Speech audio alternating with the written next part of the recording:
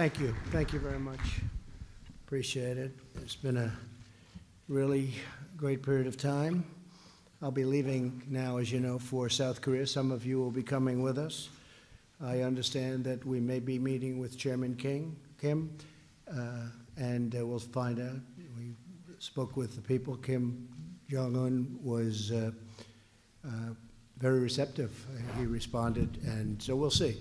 Because tomorrow we're going to the DMZ. I said, while I'm there, I'll shake his hand. We get along. There's been no nuclear tests. There's been no long-range ballistic tests. Gave us back our hostages, which was great, and a lot of good things are happening over there. So I let him know we'll be there, and we'll see. I mean, I can't tell you exactly, but they did respond very favorably. I want to thank everyone for being here today. It's a lot of press. A lot of press is outside too. They're less happy than you are. But the G20 summit has been fantastic. Prime Minister Abi's done an incredible job, as he always does. And he hosted it very beautifully. You know where it's going to be next year, I think. Most of you know where it's going to be next year. It's going to be in a very great part of the world.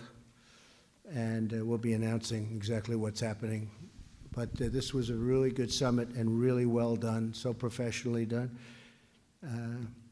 This marks my third visit to Japan as president.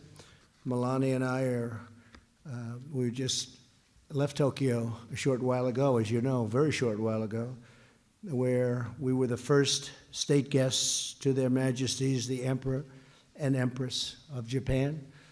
And that was thrilling. First time in 202 years that an event like that took place. So that was quite exciting. And I'm thrilled to be back. I always like being back in Japan. We've had a great relationship. We've never been closer to Japan than we are right now. Over the past 2 days, leaders from the world's largest economies have convened here in Osaka, which is a tremendous city. You fly over and you say, does it ever stop? It's big, it's beautiful, it's clean. And it's really, the job they do with industrial manufacturing and lots of other things is really incredible. We had a very productive conversation with a number of the leaders of not only nations, but business leaders here in Japan. And together, we put together a lot of ideas and a lot of challenges for the future that we'll be able to meet and get things going very well. Our meetings also touched on women's economic empowerment. You probably saw that Ivanka Trump she's done a fantastic job, and also a fantastic job in getting jobs for a lot of people within our country, almost 10 million people. The importance of resilient and secure infrastructure, we discussed that at great length. The need to uphold the rule of law and the critical importance of achieving a future for international trade that works all of the time for all of the people.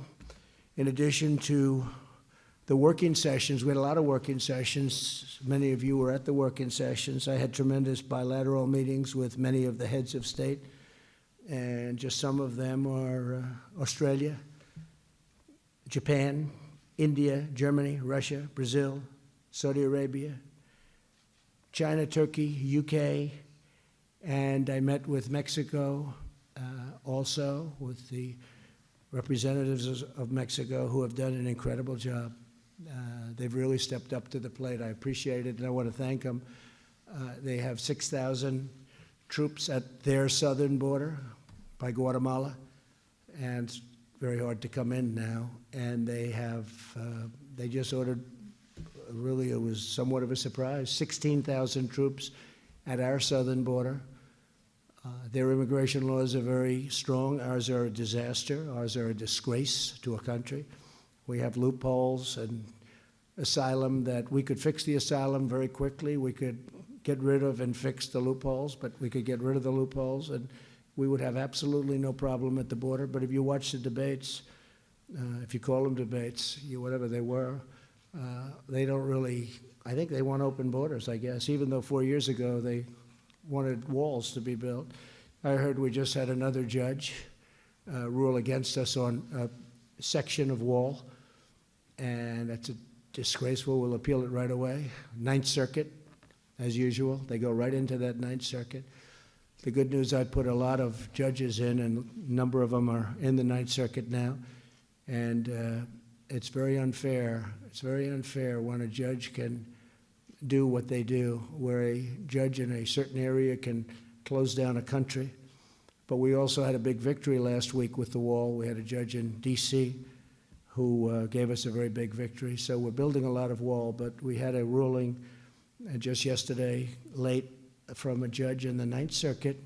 Again, so we're immediately appealing it, and we think we'll win the appeal. There was no reason that that should have happened. And a lot of wall is being built. And again, Mexico's doing a real job. Our Border Patrol, they've done incredible work, and ICE is, they're just special people. Law enforcement generally is just this special. So with that, I just want to say that these meetings have been great. The one that I guess most people are interested in is China. We had a great meeting, President Xi, and we've known each other for as long as I'm president.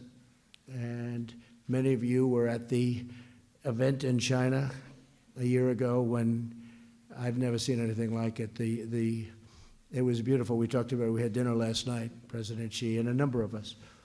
And it was something really incredible in Beijing.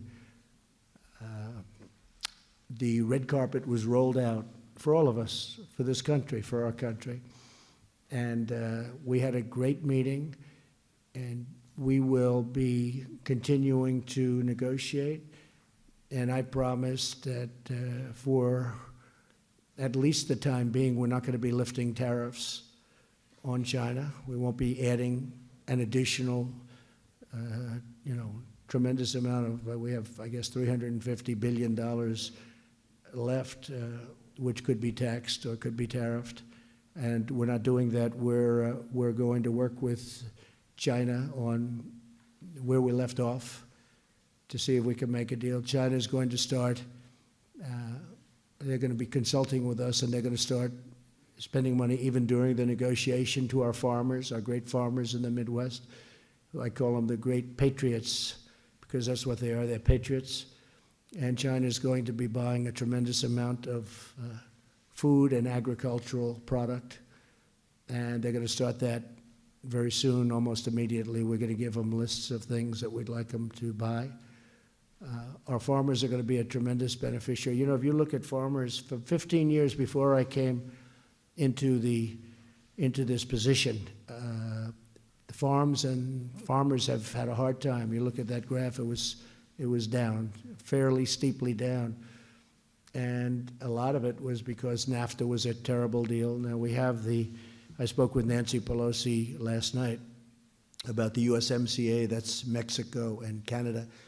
And it's now before them, and they'll have to make a decision. But that's one that the farmers love, the manufacturers love, the unions love. It's a great deal for this country. And NAFTA was, I think, one of the worst trade deals ever made. Maybe the WTO was worse. The WTO, from the time that happened in 95, from the time that happened, China became like a rocket ship. It was pretty much flatlined, and then all of a sudden it joined the WTO, and they went through the roof. And very much to our liability, we lost tremendous amounts of money from that time. I mean, we just lost tremendous amounts. It was a terrible deal, WTO, World Trade. And if you look at NAFTA, NAFTA has been a disaster for our country. The USMCA is a great deal for our country. I think Canada's happy, but they're not happy like we're happy, but they're very happy. It's a good deal for Canada, good deal for Mexico. They want it. Mexico just approved it in full. Canada is waiting for us to approve it. I was with the Prime Minister, just left him a little while ago, and they're thrilled with the deal, and we're thrilled. Everybody wants it, and hopefully it'll be a bipartisan deal. I view that. I told that to Nancy Pelosi. I said, view this as a bipartisan deal, because a lot of the Democrats want it, especially, I would say, the farm areas, but really the industrial areas also, the unions. We've got things on wages, and we have things on the environment that few people have ever been able to get into an agreement. And it's a very big deal. It's a very big deal.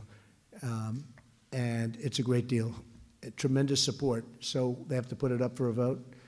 And I think you'll get a great vote in the House, and you'll get a great vote in the Senate. And you'll have a tremendous trade deal between the United States and Canada and Mexico. And it's going to be something very special. So we spend a lot of time with a lot of countries. We do business with a lot of them. Australia is an example. In Japan, we're negotiating with them because they send us millions of cars and we send them wheat, which doesn't work.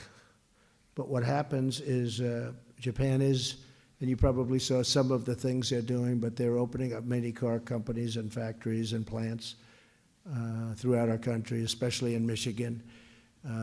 We have a lot of activity in Ohio. Beyond Japan activity, we have a lot of activity now where companies are coming back to our country with a hot show. We're the hottest show in town. We're the hottest show in the world right now. Our economy is the best. One thing that every leader, virtually every leader that I dealt with said is that congratulations, it's incredible what's happened to the American economy. We're the best economy in the world. And it's something, and it started from Election Day. I put it out yesterday because we took a tremendous boost from the day after I got elected. The stock market went crazy from that point until essentially now. I think we hit in certain of the markets, we hit the all-time high again for many, many times. I can't tell you what it was, but many, many times. We broke the record, and our stock market is great. Our jobs are great. We have the best job numbers essentially we've ever had. In some categories, definitely we've ever had. The minimum you could say is in 51 years, but it's really more than that, and now it's going to be more than that. African American, Asian American, you saw that. Hispanic American, the best numbers in history, the history of our country. We have the lowest unemployment numbers, best numbers. And many others too. Blue-collar workers are doing fantastic. They're the biggest beneficiary of the tax cuts, the blue-collar. Blue-collar, we talk about for the rich, it's really for everybody. And it's also for big companies where they're moving here. And remember who owns the stocks, because the people that own the stock, it's not the big companies, it's the people with 401ks whose numbers are 60% and 70% and 42% and all different numbers that are tremendously high, where the other spouse thinks that the spouse that's investing in the 401k is a super genius. But those 401ks are very high. And if you listen to what I've been listening to, and we're not going to devote any time to it, but with that kind of an attitude, their 401ks are going to crash and the market would crash. Because with what they want to do, you would crash the market. And the amount of wealth that would be lost would be incredible. But I'd rather wait till later in the campaign to say that, because to be honest with you, I want them to go and take these policies and bring them up. I don't want them to change them anytime soon. Let them go have a good time. But it's been very interesting to watch what's happening. Actually, I found it very interesting. So with that, we'll take a few questions, and then I'm heading out to South Korea. And I may or may not see Kim Jong-un, but we'll be heading out to South Korea, spend about a day and a half there with President Moon, who's a really good guy. He was here too, as you know. I saw him. I met with him also. And we'll see what happens. Please, John. Thanks, Katie. Mr. President, thanks so much for joining us here. Yes. We all appreciate it. It's always good to have a chance to ask questions of you directly. Can you tell us a little more about how this China deal may work going forward? Because Chinese officials have told Fox News that they will not make any concessions until all of the tariffs have been lifted. They also want relief on Huawei. They want to take it off the blacklist. They might want you to stop pursuing extradition of Meng Wanzhou. Can you tell us how you see all of this unfolding? And if you do meet Kim Jong-un at the DMZ tomorrow, would you step across the border into North Korea? Sure, I would. I'd feel very comfortable doing that. I would have no problem. With respect to China, basically we agreed today that we were going to continue the negotiation, which I ended a while back, and we're going to continue the negotiation. We agreed that I would not be putting tariffs on the $325 billion that I would have the ability to put on if I wanted, we're fairly advanced, depending on where you want to look at and where you want to start. Pretty advanced. We did discuss numerous other things. We mentioned Huawei. I said we'll have to save that till the very end. We'll have to see.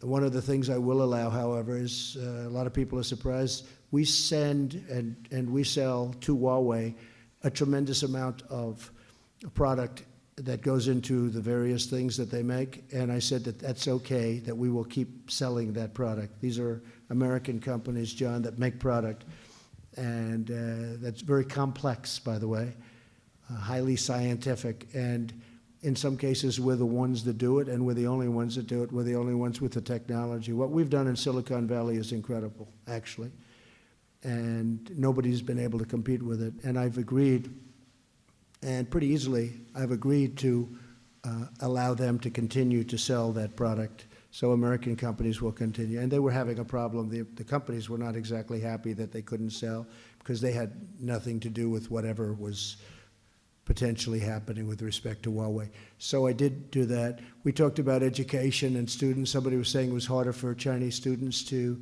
come in, and that's something that if somebody viewed it that way, I don't.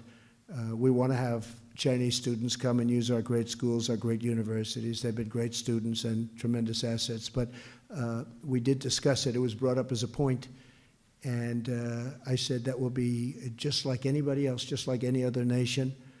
And we're actually going to a point where, we're looking that if you graduate from a college, because our great companies, we talk about Silicon Valley and other places, we have a problem in our country that you graduate number one in your class from the best school in the country, and they say you have to leave. We can't keep them. And we're going to make it, we're going to call it the smart person's waiver, but we're going to make it so that they can not only stay, but maybe they have access to green cards. We want to keep these people here. We have to keep. Yeah, go ahead, John.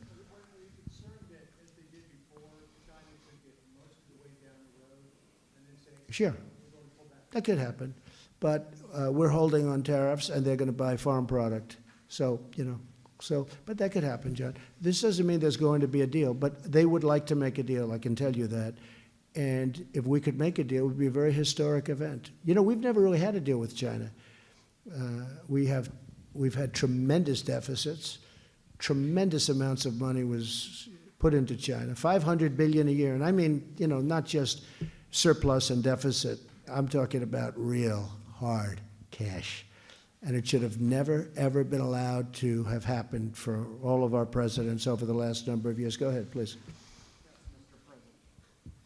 Yes, Mr. President. Steve Herman from the Voice of America. Good. After your discussions with Prime Minister Abe here, are you still thinking about withdrawing from the U.S.-Japan Security Treaty?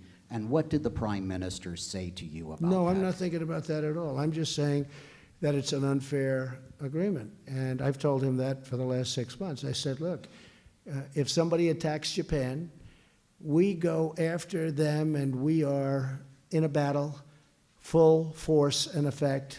We are locked in a battle and committed to fight for Japan. If somebody should attack the United States, they don't have to do that. That's unfair. That's the kind of deals we made. Every deal's like that. I mean, it's almost like we had people that they didn't either care or they were stupid, but that's the kind of deals we have. That's just typical. But I told them, I said, we're going to have to change it because, look, nobody's going to attack us, I hope. But, should that happen, it's far more likely that it could be the other way. But should that happen, somebody attacks us, if we're helping them, they're going to have to help us. And he knows that. And he's going to have no problem with that. Yes, please. Thank you, Mr. President. I actually have a Russia question, but I wanted to quickly clarify. Is Meng Wanzhou's case also going to need to wait till the very end, or is it possible the U.S. would drop the extradition effort? On what? Ms. Meng from Huawei, the top financial We didn't executive. discuss Ms. Meng. That was not discussed. We did discuss Huawei, but we didn't discuss her situation. Okay, thank you.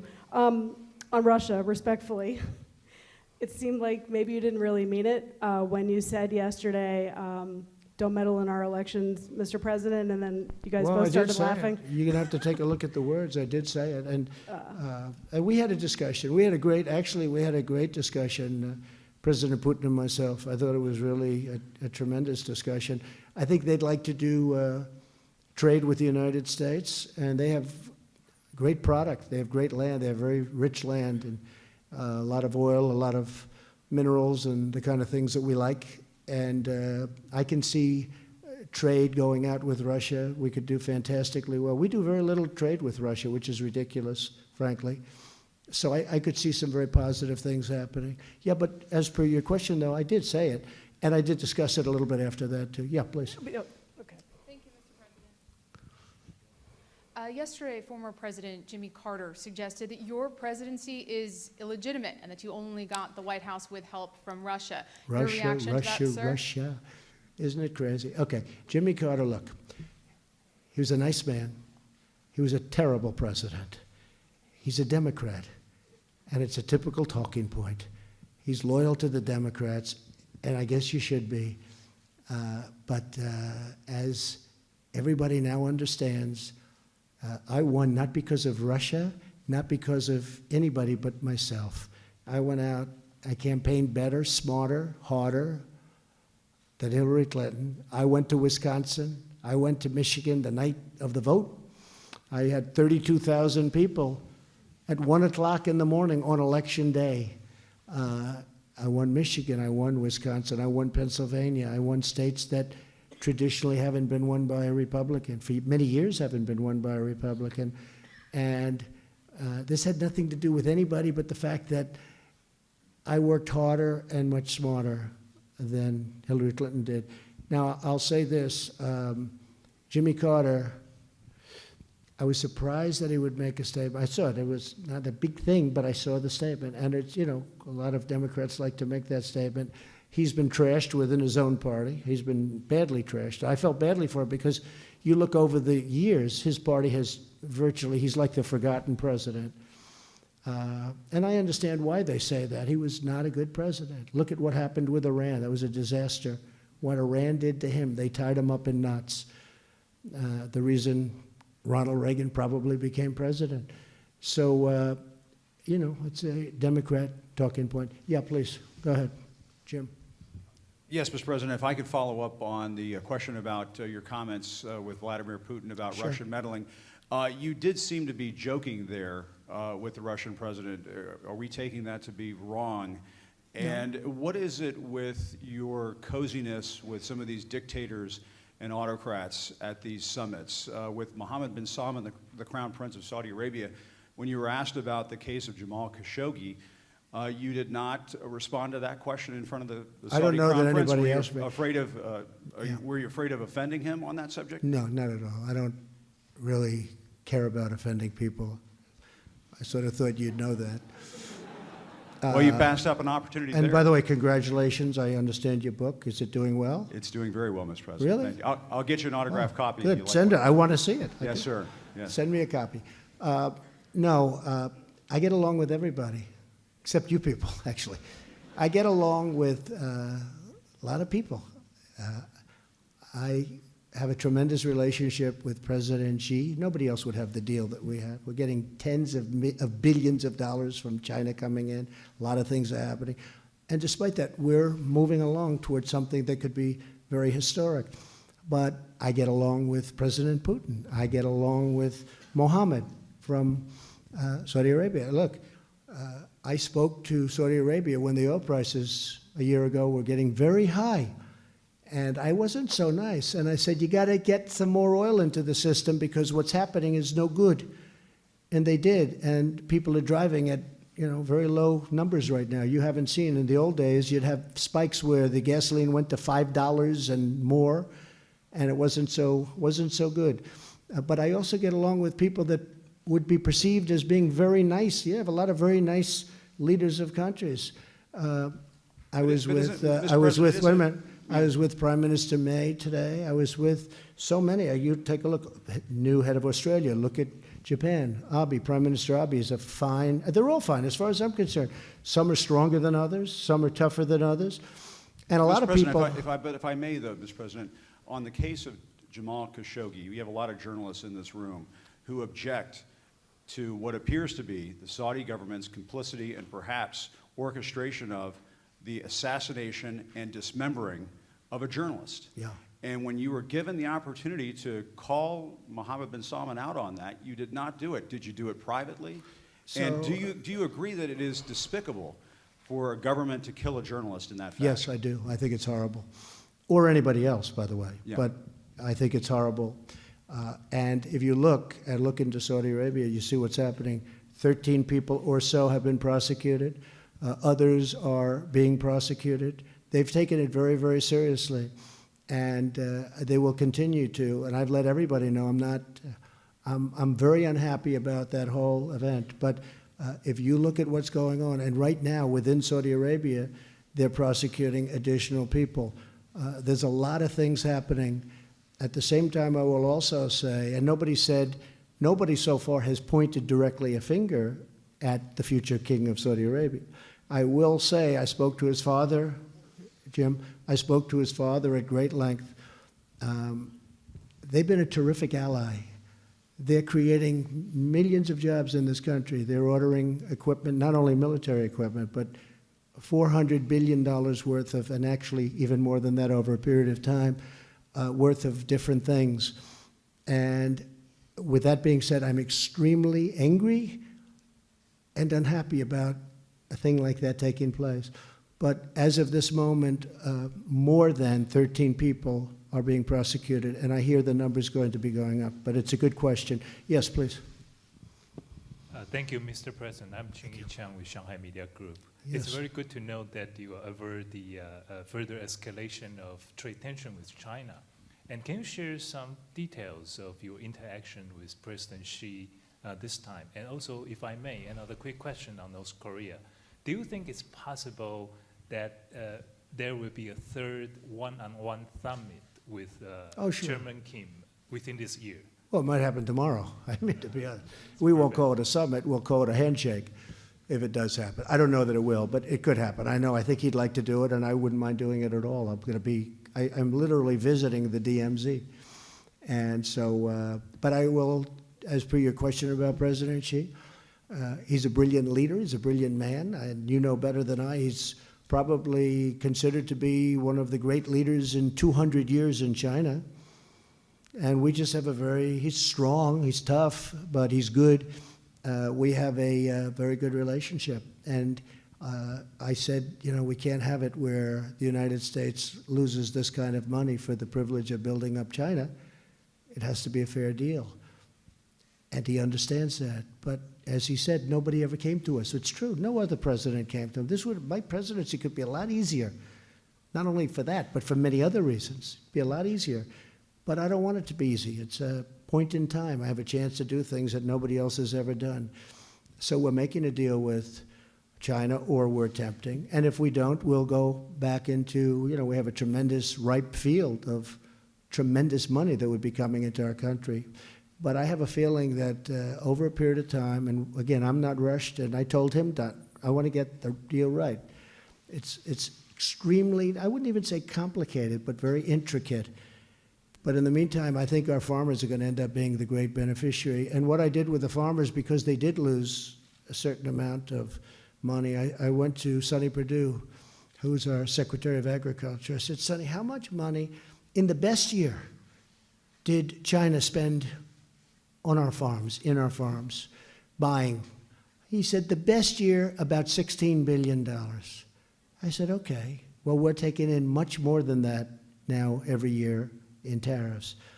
And I took $16 billion out of those tariffs, and essentially out of those tariffs, and we're distributing it among farmers who have been hurt because they've been used as a pawn so that China could get a good deal. But in the end, the farmers are going to be the biggest beneficiary. But I've made up for the fact that China was, targeting our farmers because they know the farmers like me, and I like them. I love them. And they sort of love me, I guess, when you get right down to it. And it was $16 billion. It's a lot of money. But I took it out of the tariff money, essentially, and we We are in the process of distributing. The farmers could not be happier, other than they're unusual. I had them around a table, many of the farmers, and about 5 weeks ago, they said, we don't want money. We want just a level playing field. I said, you're right. Most groups want money. They'll take any way you want to give it to them, they'll take. The farmers are in a class by themselves in so many ways. They don't want subsidies. They don't want a handout. All they want to do is have a level playing field. They're unbelievable people. And as I said, they're unbelievable patriots. John? Thank you, Mr. President. Thank you. First, a quick follow-up. You've made this very public invitation to Kim Jong-un. Yeah. Will it be a bad sign if he doesn't show up? No. Of course, I thought of that because I know if he didn't, everybody's going to say, oh, he was stood up by Chairman Kim. No, I understood that. It's very hard to, he follows my Twitter. He does? It's very hard, yeah. He follows I you on guess so, Twitter? because we got a call very quickly. Okay. A lot of people follow it. But, you know, they've contacted us and they'd like to see if they could do so. And we're not talking about for, you know, extended, just a quick hello. And we get along. I get along with him and I get along with other people. Like, you know, for instance, on Jim's question, it's a fair question, but I really have great relationships with everybody. I think, you know, I said a long time ago that maybe I'll be a sleeper on foreign policy. And if you look at what's happened on foreign policy, now we are working on Iran, and we'll see what happens. I think they'd like to make a deal. I think they'd be very smart to want to make a deal, but we're going to see what happens. I'm okay. I have all the time in the world. They're doing very poorly. They were very brutal when I first came in. 18 sites of confliction, meaning where they were behind. But I think on foreign policy, if you look at what's happening, and the other thing that's happening is we're not being taken for suckers anymore. I mean, we have countries where we'd lose on defending them because we defend a tremendous percentage of the world, and they don't pay us for it. And then on top of it, we lose money with that same country on trade. And it's all changing, and they understand it's changing, and they expect it to change. They can't believe, honestly, like I'd ask Prime Minister Abe, I said, how did this happen? Where you send us billions and billions of dollars worth of cars and other things, and we send you practically nothing. He said, nobody ever complained. Same thing with China. I said, you know, you send a car to us, we charge you essentially nothing. It's 2.5%, but basically you don't have to, there are ways around that. So you send a car to us, and you pay nothing. We send a car to you made in the United States, and we have to pay 45% tariff. How did that happen? He said, we just kept lifting it, lifting it, lifting it. I mean, they're being honest with me. We just kept lifting it, and nobody called. But I call. I call. Go ahead, John. And I want to ask you about the debate. You clearly saw at least some of the Democratic debate. Yeah. I'm sure you saw the exchange between Joe Biden and I did. Kamala Harris on the issue of federal busing, federally mandated busing. Biden thought that was a bad policy. He tried to stop it. Kamala Harris said it was an important part of desegregation, including in her own experience. Where do you stand on that issue of federally mandated busing? Well, first of all, before I get into that, I thought that she was given too much credit. He didn't do well, certainly, and maybe the facts weren't necessarily on his side. I think she was given too much credit for what she did. Wasn't that outstanding? And I think probably he was hit harder than he should have been hit, Biden. I thought he was hit actually harder. And as far as that, I will tell you in about 4 weeks, because we're coming out with certain policy that's going to be very interesting and very surprising, I think, to a lot of people. Jennifer, do you have a question? But do you think Kamala Harris would be a tough opponent for you, given what you saw in that debate? You never know who's going to be tough. You never know. One that you think is going to be tough turns out to be not much. And sometimes you think one, and I've seen it, because look, I had 17. We had actually a total of 18. A lot of people think 17. Governor of Virginia, remember? Ed, the governor of Virginia, wasn't there long, the previous governor. But of the 18, you know, many were, all their lives they wanted to be politicians. I never thought about being a politician until about 2 days before I decided to run. A little before that, but not too much before. And they you know, you looked at some of them, they're very talented. You look at their resumes, it's like, great. And sometimes the ones that I thought would be the toughest were not the toughest at all. I mean, I could write a book. I should write a book. But some of the people that I did in the Republican, because we had sort of a similar thing. We had 18 instead of, I guess they have 24, 25. But some of the ones that I thought would be absolutely without question the toughest turned out, I didn't think they were tough at all. Others that a lot of people said weren't tough, they were tougher. I think she was given far too much credit for what she did. That was so out of the can, what she said, and that thing was right out of a box. And I thought that he didn't respond great. I wouldn't say it was one. This was not Winston Churchill we're dealing with, okay? But it wasn't. I don't think nearly as bad as they portended it to be. Jennifer, go ahead. Thank you, Mr. President. Thank you. Could I clarify your negotiations and what you agreed to with China on Huawei? Sure. Did you agree that Huawei can sell to the U.S. or that U.S. companies can sell to U.S. Huawei? companies can sell their equipment to Huawei. We're Okay. talking about equipment where there's no great national emergency problem with it, but the U.S. companies can sell their equipment. So we have a lot of the great companies in Silicon Valley and based in different parts of the country that make extremely complex equipment. We're letting them sell to Huawei. And then on Turkey, sir, will Turkey face sanctions if it goes ahead with the S-400 purchases? Okay, so Turkey is an interesting case because there's another one, Jim, that I get along with very well, and he's a tough cookie, okay? Right? President Erdogan. He's tough, but I get along with him. And maybe that's a bad thing, but I think it's a really good thing because, frankly, he wanted to wipe out, he has a big problem with the Kurds, as everyone knows, and he had a 65,000-man army at the border, and he was going to wipe out the Kurds who helped us with ISIS. We took out the caliphate. We have 100% of the caliphate. And I called him and I asked him not to do it. They are, I guess, natural enemies of his or Turkey's. And he hasn't done it. They were lined up to go out and wipe out the people that we just defeated the ISIS caliphate with. And I said, you can't do that. You can't do it. And he didn't do it. So I have a relationship. But let me tell you, so he goes out. During the Obama administration, he wants to buy our Patriot missile. Right? They wouldn't sell it to him. He wants to buy, even though he's a member of NATO, and in theory he could be an ally if he respected the president. He's got a big army, and he's, you know, they're fighters. Turkey's big fighters. And we're working on Idlib province together because he doesn't want to see 3 million people killed, and neither do I in Syria. And I mentioned that was another thing. I mentioned, folks, to President Putin. I said, please, take it easy with Idlib, because, you know, they've been encircling that. I think if I didn't put out a statement 6 months ago, that would have been catastrophic. But there you have 30,000 terrorists in Idlib province. You have 3 million people. And, you know, getting terrorists is okay. But you don't want to kill 3 million people or 1 million people to get the terrorists. So anyway, we get along great, but what happened with Turkey, and I will tell you when it's fair, when it's not fair, he wanted to buy the Patriot missile. President Obama's group said no. He kept wanting to buy it. They kept saying no, no, no. Couldn't buy it.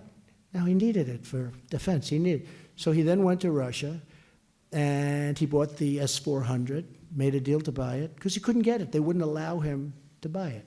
They wouldn't allow it. This administration, meaning this administration previous to mine, would not let him buy it.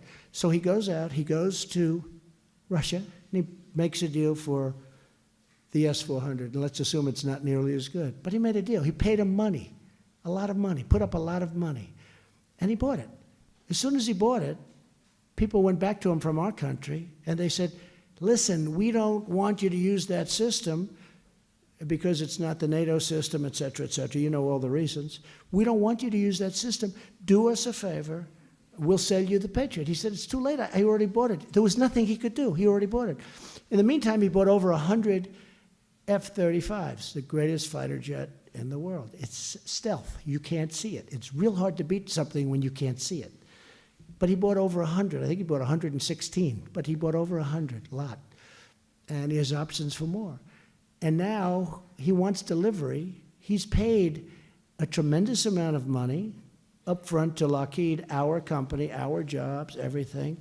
And now they're saying he's using the S-400 system, which isn't compatible with our system. And if you use the S-400 system, Russia and other people can gain access into the genius of the F-35. But honestly, I'm all for our country, but he got treated very unfairly. He was told, you can't buy it, you can't buy it. You know, it's the old secret when you can't have something. All of a sudden, he ends up going getting something else. And then they said, first they said, we'll sell it to you, you can have it in 4 years. Then they said, we'll get it to you immediately. But he said, I can't do it. I've spent a fortune on buying another system, similar system, from Russia. The problem is he already bought the planes, and the planes aren't compatible from our standpoint, not from the standpoint of compatibility, but from our standpoint, national security-wise.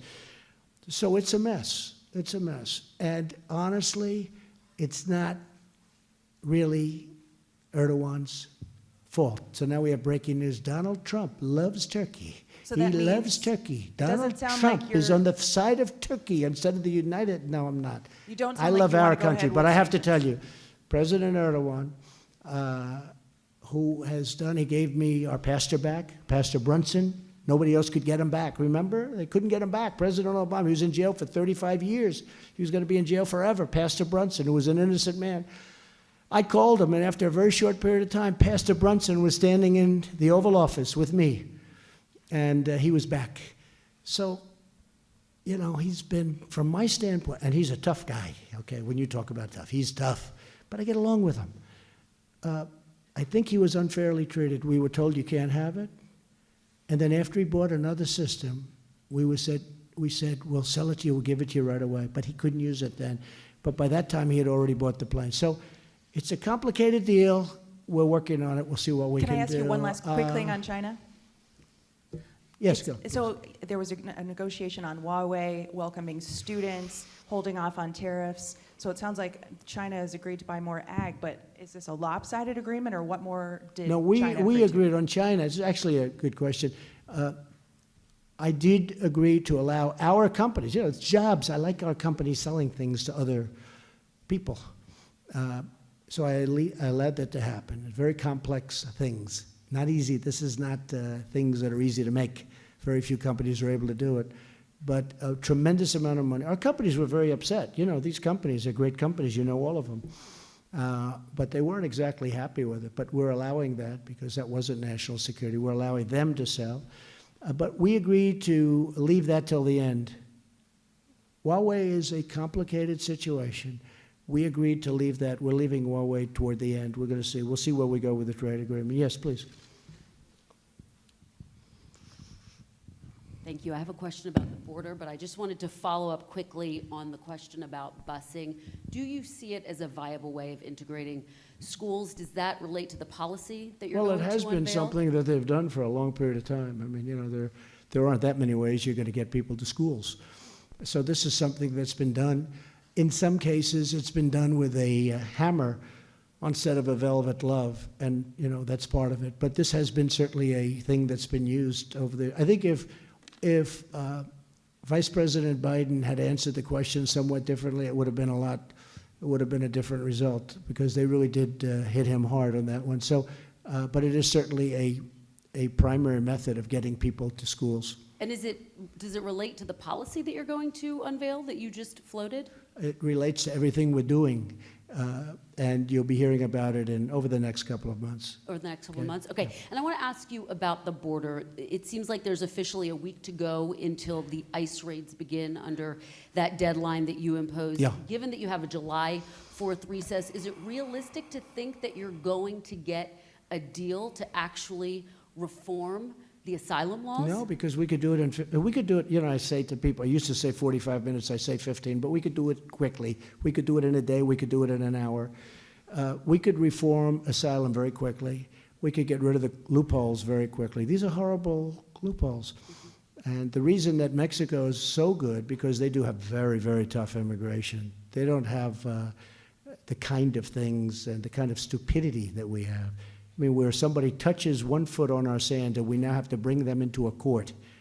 We then have to register them. We then have to catch and release them. and they go and they live in our country, and then they're supposed to come back in 3 years for a court case, and about 2% come back, as you know. I mean, you know it just as well as anybody, I really think, maybe better than most. But the fact is they come back, but nobody comes back. 2% come back. It's a horrible system. Now, what we're doing is they come in illegally, and we're bringing them out legally. But at the request of some, very good Democrats, they asked me if I could hold it, and I did for a couple of weeks, and we have a week left. But other than the fact that we did get, in a very bipartisan way, we got, and I appreciate Speaker Pelosi, because she really worked with us, it was humanitarian money. I mean, they didn't have any money. And we're running, don't forget, nobody's ever had this problem before. We're running hospitals. We're running so many different things for the kids. And the kids are brought up because under the laws, the kids are legally used to get other people to come in. If you have a child, it's much easier to come into our country. It's easy anyway, but if you have a child, it's much easier. So we have these kids who have been absolutely abused, horribly abused, and we could stop that with a minor change in the law. It's a terrible thing that they're not doing it. So here's what's happening. So I said, all right, let's see if you could give that to us. Now, in the meantime, we just got it approved last night, so we have the $4.5 billion in humanitarian aid, right? And that's good, so we have that. But we can have that number go way down if we stop people from coming up. For instance, if we had walls up and if we had it hard, the father and the beautiful daughter who drowned, and the Rio Grandes are very tough. That has moments where it can be very calm, and then all of a sudden it becomes totally violent and people get swept away. But if they thought it was hard to get in, they wouldn't be coming up. They wouldn't be coming up. And so many lives would be saved. So essentially, if they would change the laws, and I said it would take us an hour, but let's give you 2 weeks. At the end of the second week, we'll be removing people, legally removing. In other words, you're still planning for that deadline? That deadline is still in place, oh, yeah. which is now a week from unless now. we do something pretty miraculous. But the Democrats, it seems to me, they want to have open borders. And for the life of me, I cannot figure that out. It's one thing, because I want people to come into our country. We need them because we have all these companies coming in. We have Foxconn in Wisconsin. We have so many companies coming in, auto companies. Just today, I was with President Abe. He told me another auto company is going to build a big plant. They need people. So I'm all for that. The only problem is that they have to come in through a process. They have to come in legally. It's also very unfair. You have millions of people online for years trying to get into a country. They take tests. They study. They know a lot about our country. They read. They do it. They have to go through a very complicated process. And these people have worked hard. They've been online for 7, 8, 9 years, and then somebody walks in and they're, welcome to the United States. It's really, honestly, it's very unfair. But yeah, we will be removing large numbers of people. People have to understand, yes, the laws are... In a week. Starting in a week after, it's sometime after July 4th. So the deal that was just passed does nothing to make you Well, want that's to different. step That's back humanitarian. from No, that that's a different. That's humanitarian. We needed that just to take care of, because we're running now hospitals. I mean, the Border Patrol, these are incredible people. They're doing what they, nobody ever thought they were going to be doing this. And people are coming up. The reason people are coming up is because we're doing so well as a country. In past years, we weren't doing well. In past years, Mexico was doing better. They took 32% of our car business. They were doing better than we were doing in the past. Now we're the hot country in the world, and people are coming up because they want a piece of that action. And the other reason children are coming up is because we had a separation policy, okay? Under President Obama, we had separation. President Obama built those cells. They were in 2014, they were built. They all said, oh, look how horrible. Then it turned out that it was built by President Obama. And I'm not blaming anybody. I'm not blaming him. I just say this. They had a separation policy, right? I ended it. But when I ended it, I put out a statement. I think it's going to bring more children up because you're ending it. You're saying now the child can stay with the parent. So I said, ending it is nice in one way, but in terms of what we're doing, it makes it even tougher. But the really bad thing is the cartels, and I really think that Mexico, because, they did 6,000, now they're doing 16,000 on our border. I think that Mexico is looking to swamp the cartels, and those kind of numbers will do it. It would be a great thing. What Mexico is doing for us is great. By the way, without the tariffs, they wouldn't have done it, folks. We've been after We've been after them for many years to do it. But they have really, so far, it's only a week, the numbers are way down. And so far, a lot of good things have happened. Yes, sir, please.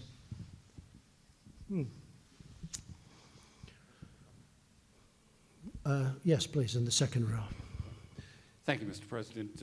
Two questions about Would you like Iran. me to leave now? Or here's the thing, I can stay, we can do this Just wait for one a long more. time. My only problem is this, I don't need stories, he stayed up there too long. If I stay up there quickly, they say, why did he not give us more time? If I stay up for 2 hours, they'll say, he stayed up too long. I mean, if you promise you're not going to say, I say, because everybody's got a hand up, and if you want, I'll go on. Should I go on or should I not go on? What do you think? At least one more. And you're not going to say, he went on too long. At least Because one we more. have time. You know, I have a flight that actually leaves pretty much when I want it to. Okay, let's go. Anyway, thank you, Mr. President. Two questions about Iran. A week ago, you called off a strike because you were concerned it would kill Iranians Disproportionately, absolutely. disproportionately. Did the military leaders provide you with any alternative, that there was some derelict oil rig that could have been hit? No. to make Oh, the I had point? many. Oh, yeah. I bet I have 50 alternatives. I have many alternatives. Yeah. And- I mean, and- you don't know what the sites were. You said oil rig. No. You don't know what the sites were. But I had many alternatives. No, the military leaders did a great job. When we chose and designated certain areas that we were thinking about, I said, how many people are going to die? I mean, I'm talking about on the other side. That means a lot to me too. Okay? How many people are going to die? They said probably about 150. You don't know. Could be much worse than that. Could be less too, I guess. But it could be much more than that because this is heavy stuff going in. And we would have been 100%. We have the greatest military in the world. I deal with them all the time. These people are incredible people. Lethal. And hopefully we don't have to use it much. I mean, we've spent, you look at the numbers, $716 billion this year. We had planes that were so old. Now we have brand new F-35s. We have brand new Super Hornets and F-18s. And I mean, the equipment we have is incredible. The Army now has beautiful new things. Everything is, we have a military that's really great. Hopefully we don't have to use it very much. But no, they came in, they said this, and I asked them a question, and they came back a short time later, and they said about 150 people. I said, that's really disproportionate. I don't like it. My second question is that here at the G20 summit, what can you tell us? Has the ball been moved in any particular direction towards easing the tensions with Iran in some of the meetings that you've had? Well, I've had a lot of countries come up to me. France has come up.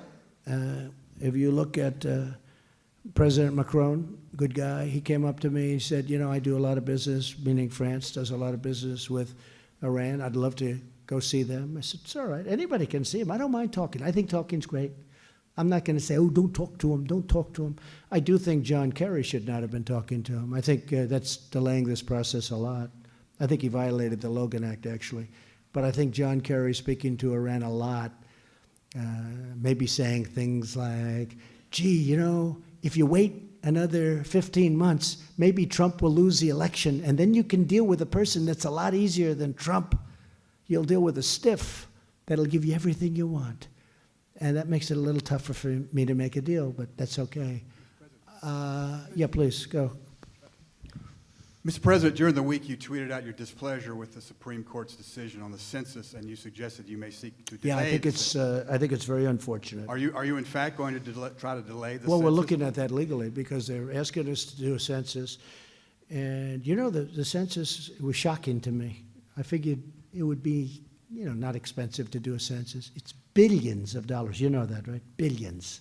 Billions. They go knock on doors of every house in the country, and they get everything. They're not allowed to ask whether or not somebody's a citizen of the United States. How horrible and ridiculous is that? So we are looking at that, yeah, sure. Do you know if because you it have the legal wasn't authority to do a real decision that, boom, this is the way it is. It was like now, right now. It depends on what happens, I guess. It was a very strange decision. It was a very, very sad decision. Not in terms of voting, not in terms, just a very sad. because it was so convoluted. It was, to get to that decision, had to be very, very hard. Well, the justice said that your guys were playing politics in deciding not to count non-citizens. Hey, who's really playing politics, okay? Check it out. You tell me who's playing politics. Yeah, go ahead, please. Thanks, Mr. President. I think I heard you mention earlier, Jeff Earl with Daily Mail. It's been a while. I think I heard you mention that with Vladimir Putin, you had said you spoke about election interference privately as well. Did you speak to him in a sterner tone? Did you tell him there would be serious we consequences? talked about it. Hey, we talked about it. You know, we've talked about it before. You know, he denies it totally, by the way. I mean, how many times can you get somebody to deny something? But he has in the past denied it. He's denied it also publicly. But we talked about it. We talked about a lot of other things. I tell you, we talked about something that I think is very important, and that's putting a cap on what he's buying and we're buying from a nuclear standpoint and other arms control. We talked a lot about arms control, and I think he'd like to see arms control, and so would we. I think it makes a lot of sense. What was the context in which? Yeah, go ahead. Did you raise what was in the Mueller report? Did you sort of articulate to him? Well, the Mueller report was a very good report. I mean, it was a good report. I had 18 people that hated me. I had Mueller, who was totally conflicted and obviously didn't like me. He was totally conflicted, and yet no obstruction, no collusion, and you know that was a good report. Yes, please. And you know the Democrats want a do-over or 5. They want to get it right. They're working to get it right. They want a do-over or 5. Yes, please. Edward Zalwood, True News. President Trump, your administration just unveiled the economic portion of the deal of the century. My question to you is, why were no Palestinians members of the White House Peace Plan Committee? Well, they are a very important part of it, but they don't really have to be. We're just getting started. We have, and as you know, we have a very good David Friedman, great gentleman, one of the most successful lawyers in New York who loves Israel. David Friedman. Jason Greenblatt, who worked for me in my company, great lawyer, great talent. Jared Kushner. And with me being president, if you don't get that deal done, it'll never happen. We'll have to see what happens. But I think the Palestinians, basically, I'm not sure.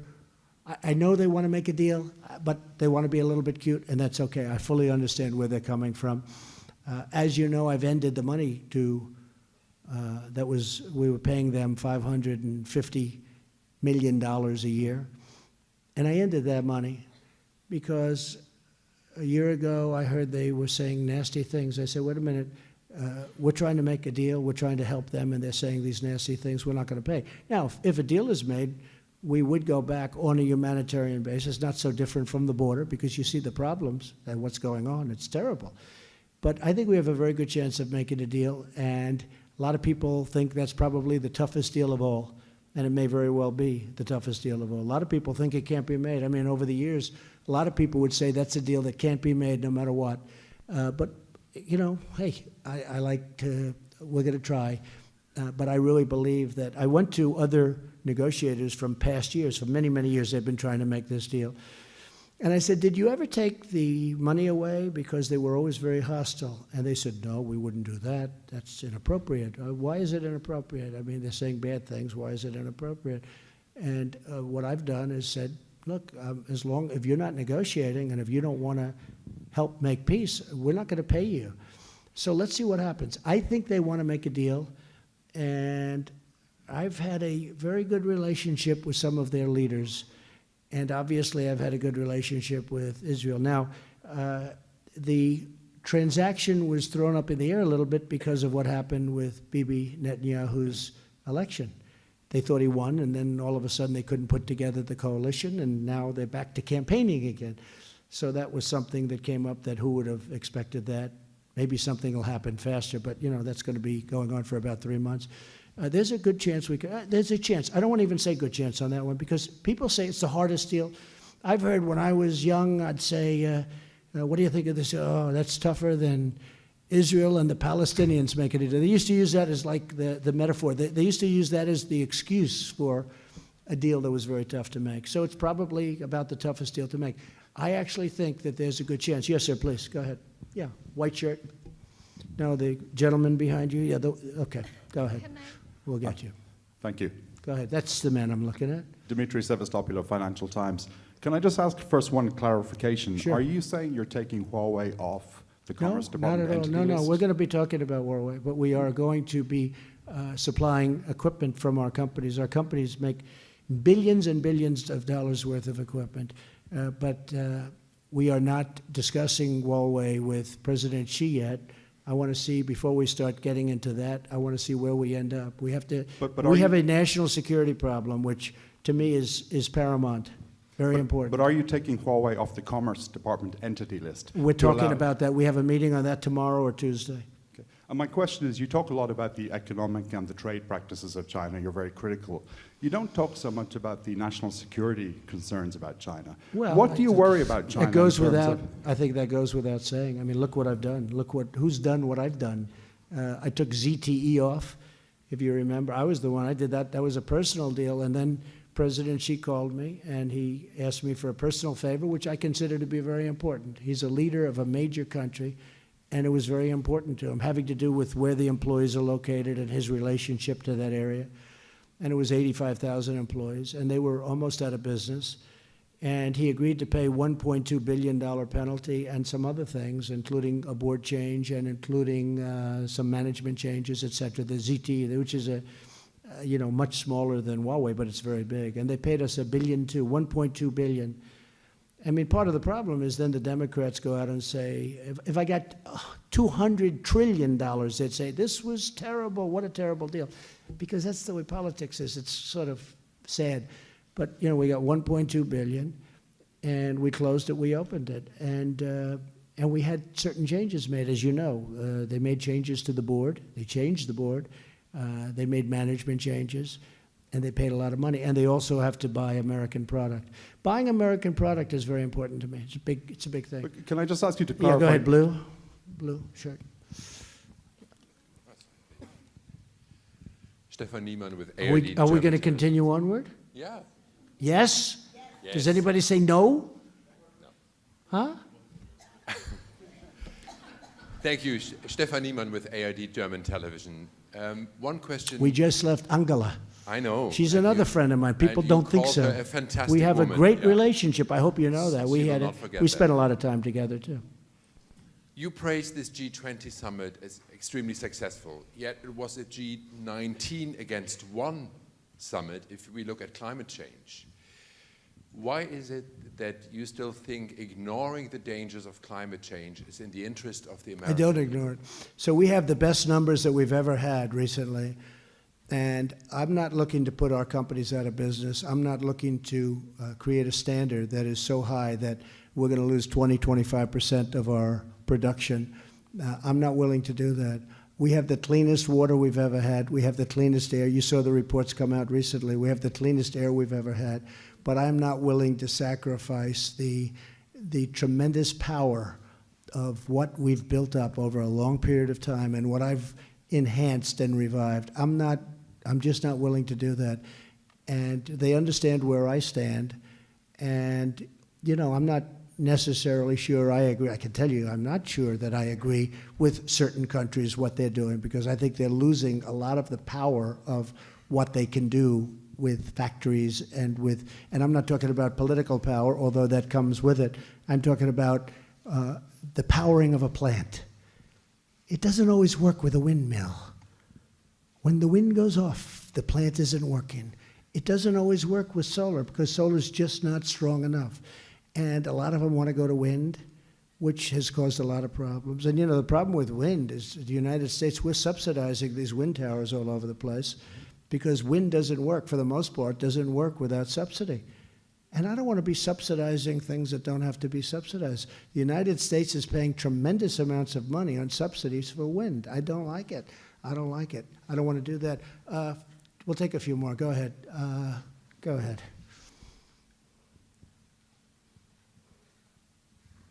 Thank you, sir. 2 questions on Iran, please. One. One question on Iran. Okay. Well, Iran. Pick the better one, please. Will do, sir. Iran says that it will be on the verge of violating the threshold for uranium enrichment in the JCPOA as soon as potentially next week. What will be your response when that happens? You'll see. Okay. Can I have a follow-up? That's all I can do. That's all I can do. No, but that's all I can do. I can only say you'll see. We cannot let Iran have a nuclear weapon. Just can't do it. Please. Thank you, Mr. President. Celia Mendoza from VOA Latin America. You met yesterday with President Putin, and the readout says that you touched the subject of Venezuela. Yeah. Can you expand a little bit of what was said during the meeting about Venezuela? And also... Well, first of all, we're following Venezuela very closely. It's a catastrophe. It's what socialism can do. I use it all the time. I mean, it's what socialism can do. It was one of the richest countries 20 years ago. It's got among the largest oil reserves in the world. And they don't have food. They don't have water. It's really actually incredible. I've discussed it with almost every leader this weekend. We discussed Venezuela because we don't ever want that to happen to us or their countries. Okay, go ahead. You mentioned that change of regime takes time, and then in Venezuela it has No, sure, proven... it takes time. But do you think that is a possibility? Problem is so many people are leaving Venezuela. It's like going to be a ghost town. It's a very bad thing that's happening in Venezuela. Nobody's seen anything quite like it, actually, especially from the standpoint that they were so wealthy. They've gone, I know so many people from Venezuela living in Miami. They're incredible people. They're incredible. A lot of them live in Doral, Miami. They call it Little Venezuela. I know them so well. These are people that are hard workers, warm. They're just incredible. And to see what's happening to Venezuela is heartbreaking. It's really heartbreaking. President, do you think that it is a time for change the strategy? And do you still believe that Juan Guaido is the person to lead the country? You have back him up? Sure. You have a lot of strategies. I have 5 different strategies. I could change any moment. But in the meantime, we're helping them from the standpoint of aid. We're getting as much aid as we can. I think they're making a big mistake because they're not making the aid very easy, as you know. You know, they're not making it easy to get to people. But people are starving to death, and their water, they have no water. They have no water. They have oil, but they don't have any water.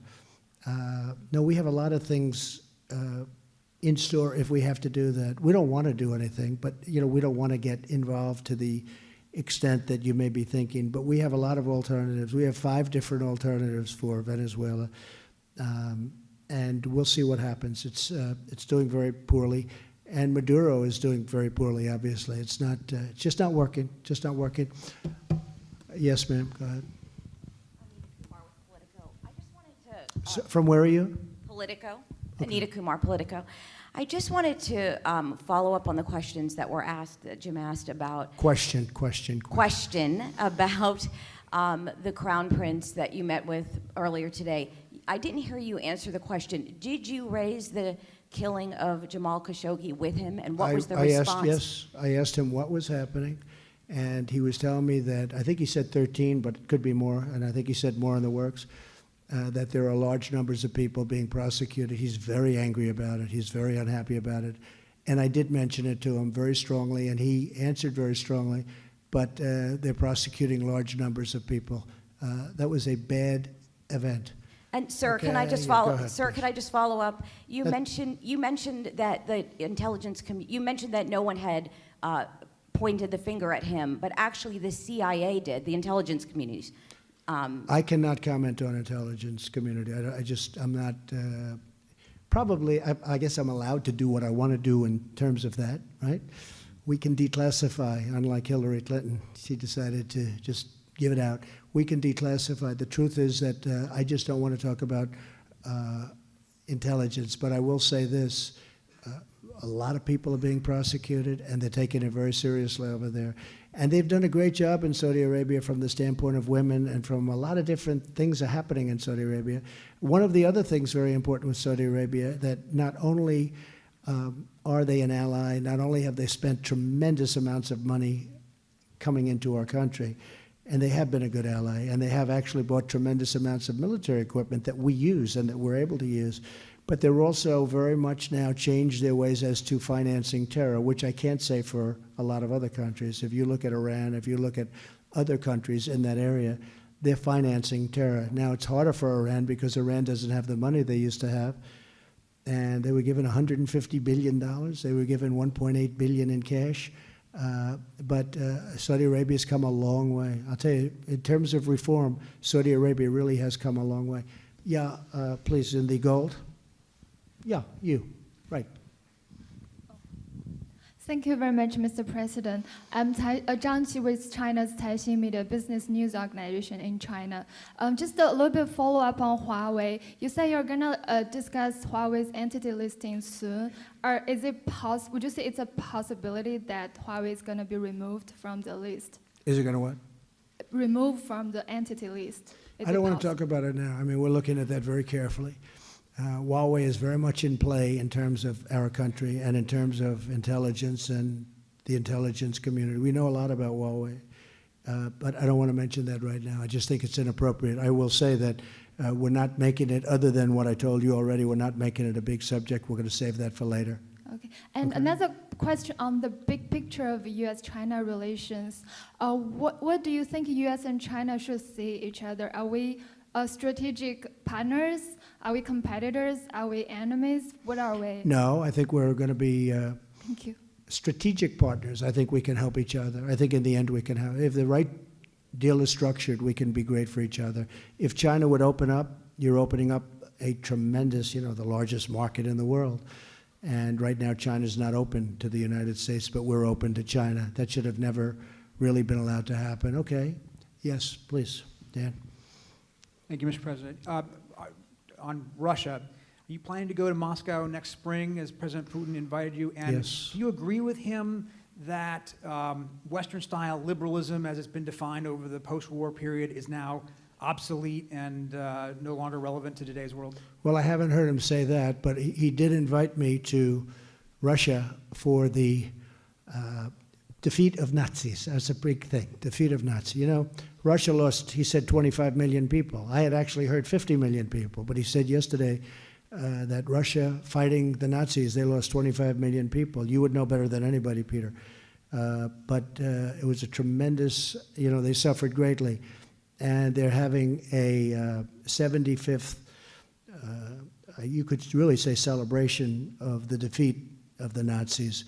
And he invited me, and I said I would give it very serious consideration. That was Russia went through a lot. They lost, I guess, far more than anybody fighting the Nazis in terms of people.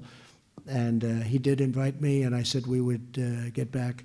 But we will give that very serious consideration. His okay? Thank you, comments Peter. to the Financial Times right before arriving here was that Western-style liberalism is obsolete. I know you probably haven't read the interview. Well, again, he may feel true? that way. I mean, he sees what's going on, and I guess if you look at what's happening in Los Angeles, where it's so sad to look, and what's happening in San Francisco and a couple of other cities, which are run by an extraordinary group of liberal people.